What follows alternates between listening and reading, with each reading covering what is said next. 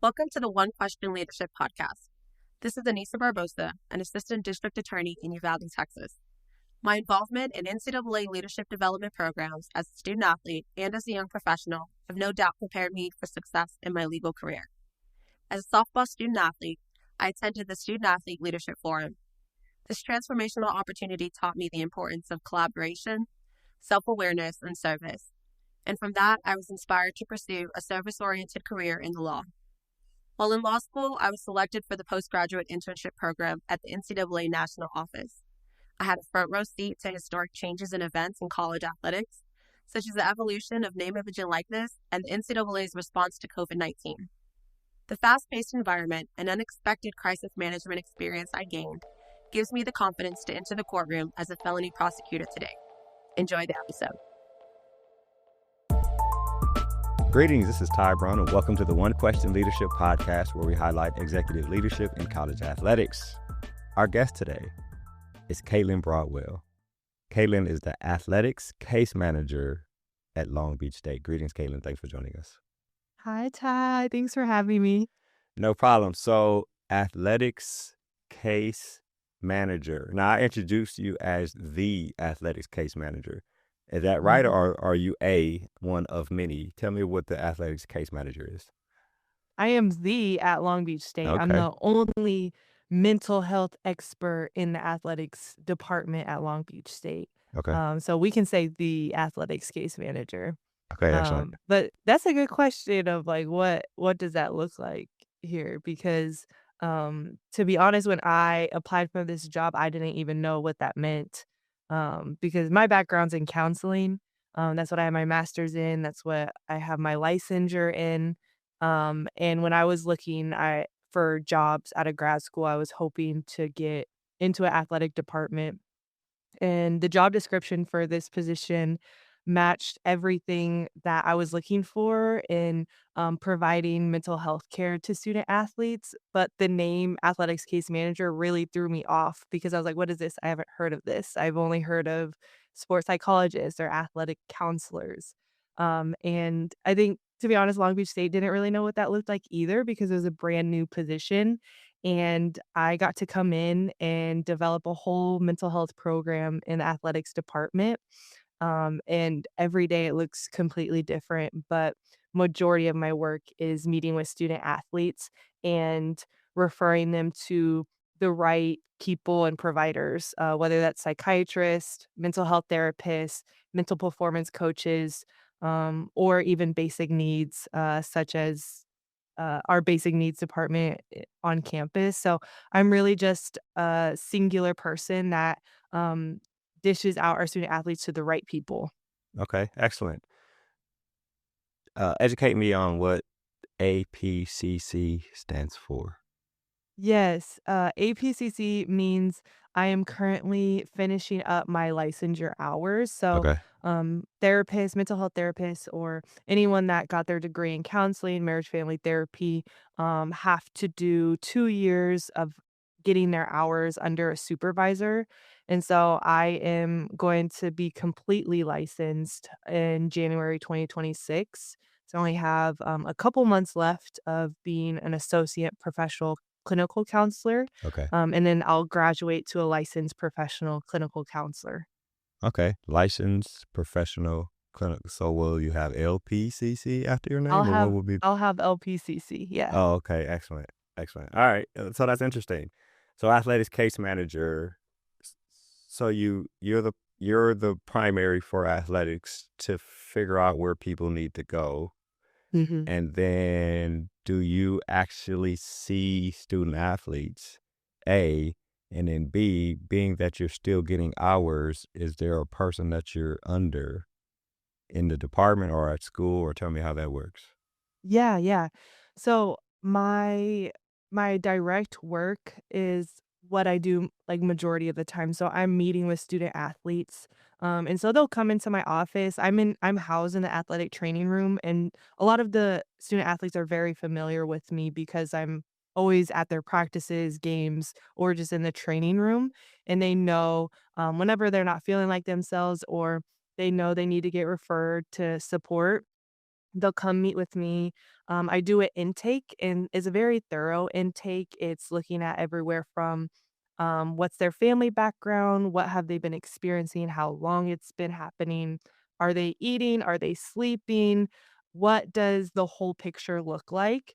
And that way I can know, okay, not only do you need mental health support, but maybe I can send you to look at getting an EBT card, see if you qualify for CalFresh and getting extra support there. And that way it helps the student athlete from a holistic lens rather than just the singular mental health lens. And so that's like where most of my work comes from, and then following up on their cases. And then the other parts of my work is contacting providers, making sure that all of their student athletes that they're meeting with are, getting everything they need. Other high risk cases, I'm just following along and making sure the whole care team is all on the same page. And so I'm working with psychiatrists, our sports medicine team, the admin of athletics, coaches. Sometimes their teammates are coming to me reporting concerns, and so it's really I'm touching a lot of different areas within athletics. Yeah, And that's then I forgot interesting. your second The question. second question was, being that you're still getting hours before you're fully licensed, is there somebody that you work under, and is that person on campus too? Yes, the hours part, my licensure process is not really through athletics. Okay, I also do private practice on the side. I So see. I just do psychotherapy with normal population folks. And Normies, my that's hilarious. supervisor she does have a history of working in athletics, which is super helpful, but she has her own private practice. It's called Pacific Mindful, Okay. and my hours are mostly through there. Okay, so then when you get your license in January, Mhm. what will change other than the Just letters? yeah, Just the just letters? the letters, and I'll be able to fully practice, on my own. I don't have to be under supervision, Right. essentially. But I hope she still stays in my life because I'll need that help. Right. Well, let me rephrase that question. Will you change anything in your role at Long Beach State Mm. when you become a fully licensed clinical counselor? No, no, nothing will change. Oh, okay. That's Yeah. interesting. Okay, Yeah. excellent. Excellent. All right, good. So your background, you've been in this role how long at Long Beach State? This is coming up 3 years now. 3 years at Long Beach State. And when we're in a Mhm. role after a year or two, we kind of get into our groove in terms of, how we want to present ourselves and our philosophy on what we're doing. Your background, uh, volleyball, transferred a couple times, grad transfer, I believe, and Mhm. then dealt with the transition with what I call athlete identity syndrome a little bit. Mhm. I've kind of found in talking to a number of different clinicians, for example, I talked to Dr. Stephanie Coakley at Temple, and I think Dr. Lakeitha Poole, who's I believe a mentor of yours, Yeah. in terms of like the identity crisis that athletes go through when they finish playing. And I tend to think that it's not emphasized enough on campuses. The student athletes at Long Beach State are lucky to have someone like you there who actually seems to make this your top priority with them, the transition. But a lot of us athletes, we figure it out, graduating, and we got to figure out who we are and what we do in the world, how who we are applies to what we do in the world. So I wonder, is it just your experience that made this important to you, Mm. or like, growing up with athletes, a bunch of different athletes, did you see them and that helped to have a passion for this specific subject, which I have called athlete identity syndrome? Yes, I love that term. I think it should stick. Okay, use it Um then. Yes, it's so real. So, I actually oddly became passionate about this little niche in the athletic space in 2016. So, I wasn't even close to finishing up my college career then, but I was living with 16 college volleyball players. There was an internship in California where we got to train and then work on the side. And it was 2016. The Rio Olympics were about to come on that summer. And in California, the women's national volleyball team was training in Anaheim, and they had about a few weeks left of their training. And just a few weeks before they shipped out to Rio, they did their last round of cuts. And our one of those athletes that got cut ended up moving in with 16 college volleyball players to continue training while she kind of figures out what's next. And I heard her story of how, just like she was about to go to the Olympics and reach her dreams, and just 2 weeks before, it just, like, got cut like that, and they gave her a trash bag and said, "Put everything in your locker in there and, like, good luck." And I was like, "Wait, that's it? Like, you've trained your whole life, for it to be taken away like that?" And that completely opened up my eyes to how devastating that transition can be for athletes. And so then all throughout college, I started researching it with every like research paper. In grad school, I started doing it. And then I had my own transitions. I retired, or I thought I was retiring from indoor after my 4 years of competing, and then decided, okay, I'll go play beach volleyball. And then retired from a whole different level. And I got to experience completely different transitions, and that's where I started developing programming for student athletes on preparing them for life after sport. And now it's kind of turned into what I do here at Long Beach State with our student athletes in many different capacities. One of them being the podcast that I have, Hanging Up the Jersey, where I just interview folks sharing their story about how they transitioned, because we need that representation of you're gonna be okay, like, it's really hard. This is, like, what they had to go through, because of their story, but then most of the people I've interviewed are thriving now, and, it's not, a crisis at that point. And so that piece really gives students hope. That's my goal anyway.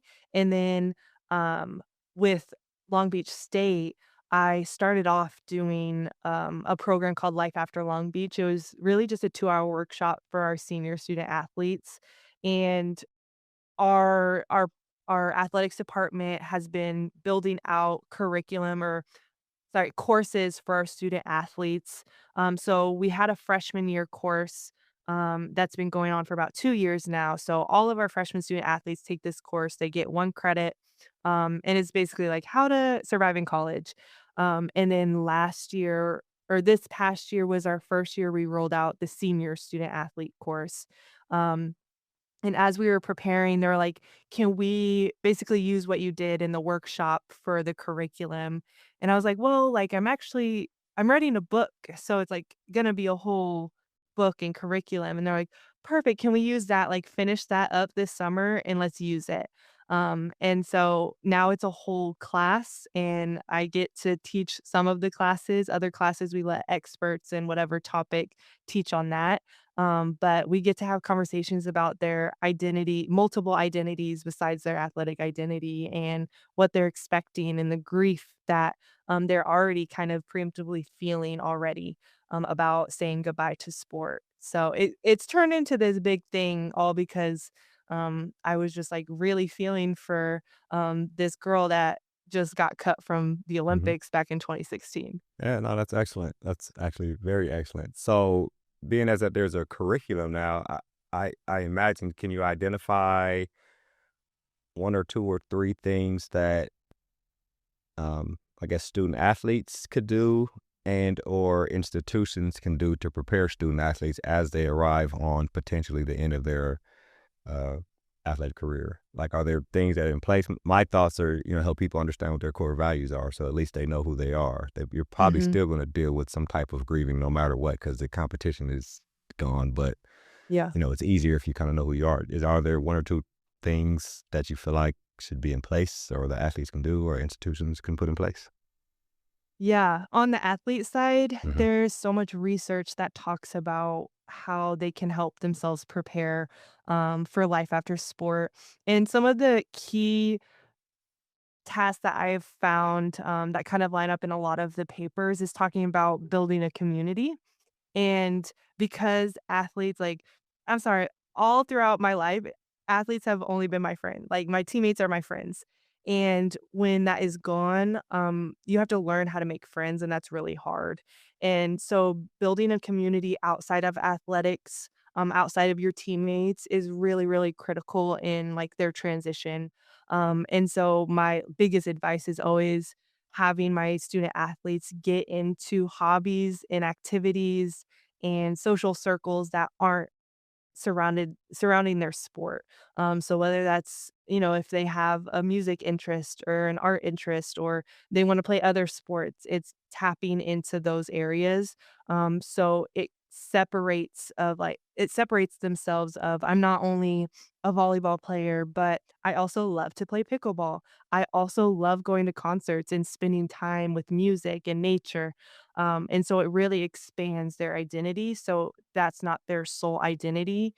And when, that's over, it's not as crushing because they have other interests and hobbies that they can invest their time in. Yeah, that's excellent. That's similar to what Dr. Coakley told me when I had her on the podcast. Similar thing, right? You start helping them find interests that are outside of the sport they play while they're still playing so that it softens the landing when they actually transition. One of my thoughts, and I don't know if anybody agrees with me, but one of my thoughts is when Tom Brady was going through his issue, right? A lot of people talked about the divorce, which was probably weighed on him a lot. But I think a lot of the issue at the time was him trying to separate from being a star athlete at a high level who had just won the Super Bowl, and now I'm being asked to retire. Mhm. And he had been playing at a high level probably since 7 years old. So this is 30 some odd, 32, 33, 34 years playing at a high level, winning, especially at the highest level. And now I'm supposed to just give it up, which is hard to do. So Mhm. I think there was probably some of that in there in terms of his transition, what he's going through, what he went through with his ex-wife, all those things. That's hard, especially if you've been playing at a high level. For one thing, Dr. Coakley said is like the longer you play and the more successful you are, the harder it is to transition away. Do you Mhm. have any thoughts on, wait, you have any thoughts on that first, what I just said about Tom Brady? Yes. I mean, I was also thinking about how even though Tom Brady, retired recently, we have now the landscape for athletics, college athletics, and professional athletics is changing so fast, especially for female athletes finally getting the clout that they deserve.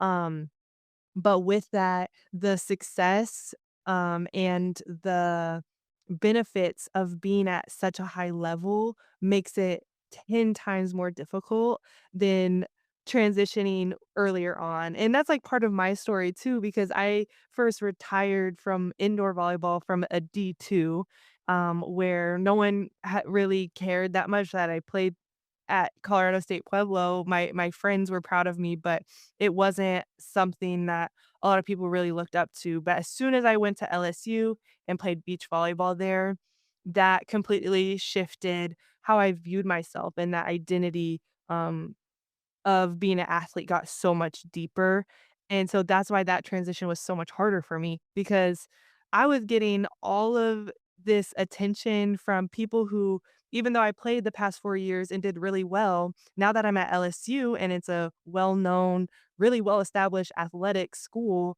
now I'm getting all this attention and clout. It feels good, and it's a dopamine rush, and, that's who I am, and I love saying that I played there still to this day, but giving that up and, like, helping athletes, when they're, like, that high of, a caliber athlete, can be a lot more difficult because even though I knew that, most of my life it wasn't, as high stakes as it was when I was leaving LSU.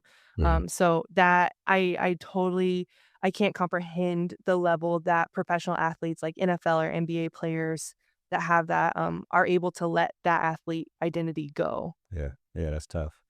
So one thing I've been uh, mulling on over the last couple of years with this athlete identity syndrome is that a, like you just mentioned, high profile athletes, male or female, have to deal with this separation no matter how well they did or what school they played at.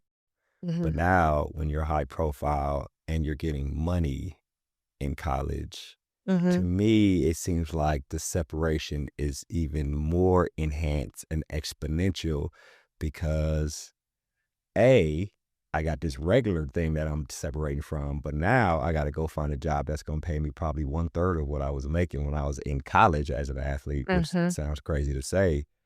And Mhm. so now that's not available to me anymore if I haven't put things in place and done things right. So I wonder if you have any thoughts on that aspect of where we see in terms of high profile athletes in college. Yeah, and that is exactly what I mean by the landscape is Yeah. changing, is there's dollar signs now Yeah. included where at least for female athletes, that wasn't the case earlier on, but now we have NIL, which is completely shifting how college athletics works.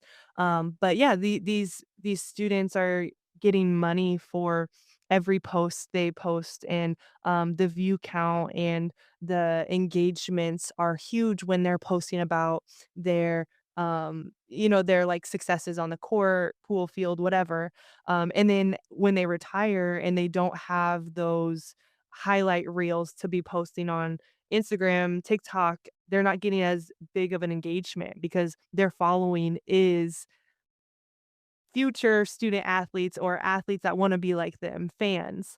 And when the fans see that they're not posting their highlight reels anymore, the engagements go down, self-worth goes down, money goes down coming from TikTok, Instagram, and yeah, they're not getting, um, deals with local or, like, big brands because they're not playing anymore, and so that adds a whole 'nother layer that I think not a lot of people are talking about, so I'm really glad you brought that up. Yeah, it's probably even bigger than what you've talked about because now people are getting money and NIL is not a part of the conversation. Mhm. Or it is, but it's really not. It's almost like when I was going to school, it was under the table, but now the Right. conversation is like, look, 325,000 if this offensive lineman comes here to play football. You ain't talking Mm. about posting nothing, right? You know what I mean? Right, right. And so that's even more of a problem because say that offensive lineman doesn't make it to the NFL. Well, now go Mhm. get a job, regular job, right? Right. And you ain't getting paid 325,000 coming out of college, right? Mm-mm. So that's difficult. And like you mentioned, women's sports, like volleyball specifically, right? It's volleyball and women's basketball. If there are more eyes watching, you imagine there's going to be more advertising dollars. So if there's more advertising dollars, the media value is going to go up, and that logically, hopefully, will bring more money into the sport, whether it be going to the players or not.